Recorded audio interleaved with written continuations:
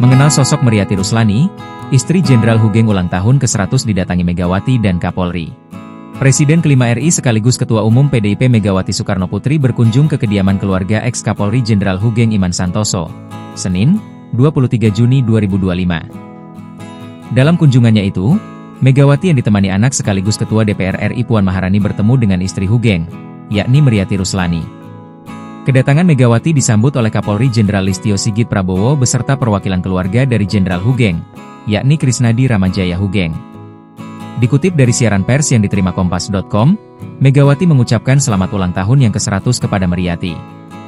Dia juga membawakan hadiah berupa selimut berwarna abu-abu bagi istri mantan Kapolri tersebut. Dalam pertemuan itu, Megawati bahkan mencium kening Meriati dan menyuapi potongan tumpeng. Megawati, Puan, dan Meriati juga berfoto bersama sambil memegang buku berjudul Meriati Hugeng, 100 Tahun Langkah Pengabdian. Lantas siapakah sosok Meriati Ruslani atau yang karib disapa Meri Hugeng ini? Perempuan kelahiran 23 Juni 1925 ini dikenal sebagai sosok yang memiliki rasa nasionalis tinggi. Mengutip Polri Go.id, Meri merupakan saksi hidup peristiwa 3 Oktober 1945. Tepatnya saat pertempuran pemuda Pekalongan melawan tentara Jepang pada 3 Oktober 1945. Kala itu Meri bersama 3 adiknya, Soedarmi, Amsiati, Puliastri, serta 2 orang temannya menolong pejuang-pejuang yang menjadi korban keganasan tentara Dai Nippon.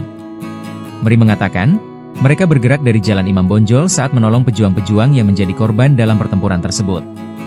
Lantas dia dinikahi oleh Jenderal Hugeng pada tanggal 31 Oktober 1946, mengutip tribunjambi.com.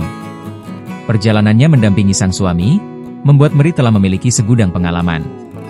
Diketahui Jenderal Hugeng dianggap sebagai polisi yang paling berani dan jujur. Dan Meri selalu mendukung suaminya untuk hidup jujur juga bersih. Dirinya terbiasa hidup sederhana dan pas-pasan, kala itu sang suami sempat tidak digaji saat menjalani tugasnya. Hugeng pernah menyamar sebagai pelayan di restoran, demi tugas tertentu, hingga pemilik resto memberikan makanan gratis untuknya. Adanya hal tersebut, membuat Meri berinisiatif untuk membantu perekonomian keluarga dengan berjualan sate, demi memenuhi kebutuhan sehari-hari. Tak ada seorang pun yang tahu Hugeng dan Meri adalah pasangan suami istri saat itu. Meri terbiasa hidup jauh dari kemewahan istri pejabat kepolisian, selaras dengan pola hidup sang suami.